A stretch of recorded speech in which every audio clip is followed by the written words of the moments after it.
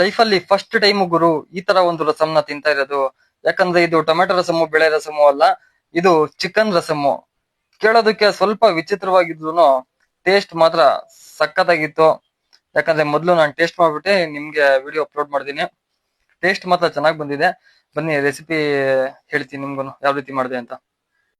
ಬಾಣ್ಲಿಗೆ 1 spoon ಜೀರಿಗೆ, ಸ್ವಲ್ಪ ಮೆಣಸು, ಸ್ವಲ್ಪ ಮೆಂತ್ಯ, ಸ್ವಲ್ಪ ಧನಿಯಾ ಕಾಳು ಇಷ್ಟ ಹಾಕಿ 1 ನಿಮಿಷ ಇದನ್ನ ಡ್ರೈ ರೋಸ್ಟ್ ಮಾಡ್ಕೊಂಡಿದೀನಿ.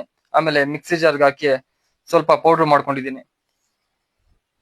ಇದಾದ್ಮೇಲೆ ಬಾಣ್ಲಿಗೆ ಸ್ವಲ್ಪ ಎಣ್ಣೆ ಹಾಕೊಂಡಿದೀನಿ. ಎಣ್ಣೆ ಬಿಸಿ ಆದ್ಮೇಲೆ ಸಾಸಿವೆ, ಸ್ವಲ್ಪ ಕರಿಬೇವು, 2 ಬ್ಯಾಡಗಿ ಮೆಣಸಿನ್ಕಾಯಿ ಹಾಕಿ ಫ್ರೈ ಮಾಡಿದೀನಿ. ಆಮೇಲೆ ಜಜ್ಜಿರೋ ಬೆಳ್ಳುಳ್ಳಿ, 1 ಗಡ್ಡೆ ಬೆಳ್ಳುಳ್ಳಿ, 1 ಈರುಳ್ಳಿ ಇಷ್ಟಾಗಿ ಫ್ರೈ ಮಾಡ್ಕೊಂಡಿದೀನಿ. ಆಮೇಲೆ 2 ಹಸಿಮೆಣಸಿನ್ಕಾಯಿ ಹಾಕೊಂಡಿದೀನಿ, 1 ಟೊಮೆಟೊ ಹಾಕೊಂಡು ಫ್ರೈ ಮಾಡ್ಕೊಂಡಿದೀನಿ. ಆಮೇಲೆ ಇದು ಜೀರಿಗೆ ಮೆಣಸಿನ ಪುಡಿ ಹಾಕೊಂಡಿದೀನಿ.